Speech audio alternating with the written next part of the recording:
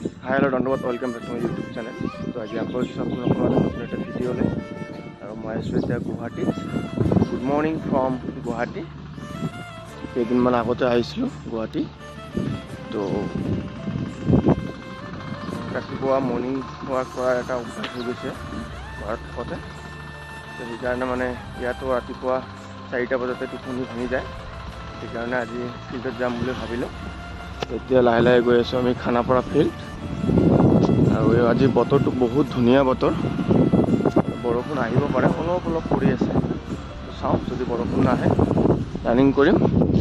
এনে বতৰটো বহুত ধুনীয়া। মই য'ত আছোঁ ইয়াৰ পৰা 2 কিলোমিটাৰমান খোজ কাঢ়িহে ফিল্ড যাব লাগিব। তো এতিয়া আহি পাইছোঁ খানাপাৰা ফিল্ডৰ সন্মুখত। তো এই ৰোডটো যে দেখা পাই আছে, এইটো ইমানেই এটা ধুনীয়া ৰোড। ৰাতিপুৱা আৰু গধূলি টাইমত কোনো গাড়ী মটৰ কোনো চলাচল নকৰে, বন্ধ কৰি দিয়ে দুফালৰ পৰা। এইটো এটা 500 মিটাৰ দীঘল ৰোড আৰু 15 আগত আহি আছে, সেইকাৰণে খানাপাৰা ফিল্ডৰ ভিতৰত সোমাব নিদিয়ে। কাৰণ 15 আগষ্টৰ প্ৰিপাৰেশ্যন কৰি আছে, সেইকাৰণে ভিতৰত সোমাব নিদিলে। তেতিয়া বেলেগ এখন ফিল্ডত যাম। লগৰ এটা কল কৰিলোঁ, ফিল্ডখন বন্ধ থকাৰ কাৰণে সিহঁতে বোলে বেলেগ এখন ফিল্ডত প্ৰেক্টিছ কৰি আছে। সেইকাৰণে মই এতিয়া সেইখন ফিল্ডত গৈ আছোঁ। সেইখন হ'ল ফাৰ্ম গেটৰ ফিল্ড, মানে ভেটেনাৰী ফিল্ডত ফাৰ্ম গেটৰ ফালে। তো এইফালে GS ৰোড হৈ গৈ আছোঁ আৰু খানাপাৰাৰ পৰা প্ৰায় 800-900 মিটাৰমান হ'ব। বলক এতিয়া ফিল্ডলৈ। আৰু আজিকালি ৰাস্তাত বহুত দুৰ্ঘটনা হৈ আছে, সেইকাৰণে ঠায়ে ঠায়ে এনেকৈ ফুটব্ৰিজ দিছে।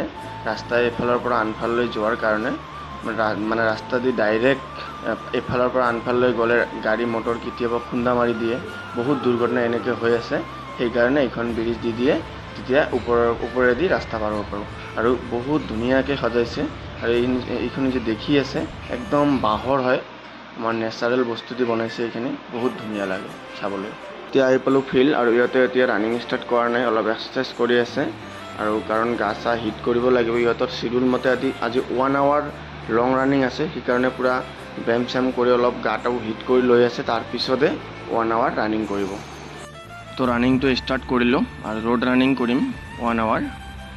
তো ইয়াত যিসকলক দেখি আছে, এজন ছাৰৰ উপদেশ মতে তেওঁলোকে ডেইলি চিডিউল পঠাই দিয়ে আৰু সেই চিডিউল মতে ডেইলি প্ৰেক্টিছ কৰে। তো চেলুট ছাৰজনক, ওচৰত নাথাকিও যে ইমান হেল্প কৰি আছে। মই এতিয়াও লগ পোৱা নাই, তো কেতিয়াবা আহিলে লগ পাম। তো মাজে মাজে আহি নিজেও শিকায়। তো এতিয়া 30 মিনিট হৈ গ'ল আৰু আমি আছোঁ এতিয়া এখন নতুন ব্ৰিজৰ ওপৰত। এইখন ব্ৰিজ 6 মাইলৰ পৰা লাষ্ট গেট যাওঁতে ব্ৰিজখন পোৱা যায়। 5-6 দিন আগতে অপেনিং হৈছে ব্ৰিজখন। তো এতিয়া 1 আৱাৰ ৰান কমপ্লিট কৰিলোঁ, আকৌ য'ৰ পৰা ষ্টাৰ্ট কৰিছোঁ তালৈ উভতি আহিলোঁ। তো এতিয়া অলপ এক্সাৰচাইজ কৰিম শৰীৰটো ৰিলেক্সৰ কাৰণে। ৰানিং কৰিলে এক্সাৰচাইজটো কৰিব লাগে, কাৰণ আমি দৌৰি অহাৰ পিছত ভাগৰ লাগি যায়, কিন্তু আমি এক্সাৰচাইজ নকৰোঁ। কিন্তু এইটো আমাৰ শৰীৰৰ অসুবিধা হয়, এক্সাৰচাইজ কৰিব লাগে। তো ইয়াত কেইজনে SSC GDৰ কাৰণে প্ৰিপাৰেশ্যন কৰি আছে আৰু কিছুমানে অসম পুলিচৰ কাৰণে প্ৰিপাৰেশ্যন কৰি আছে। আৰু ইয়াত এটা বস্তু ভাল লাগে, তেনেকুৱা আমাৰ গাঁৱত যিকেইজন আমি ফিল্ডত যাওঁ সকলোৰে ঘৰ ওচৰে পাঁজৰে থাকে, কিন্তু ইয়াত কাৰো ঘৰ ওচৰা ওচৰি নহয়।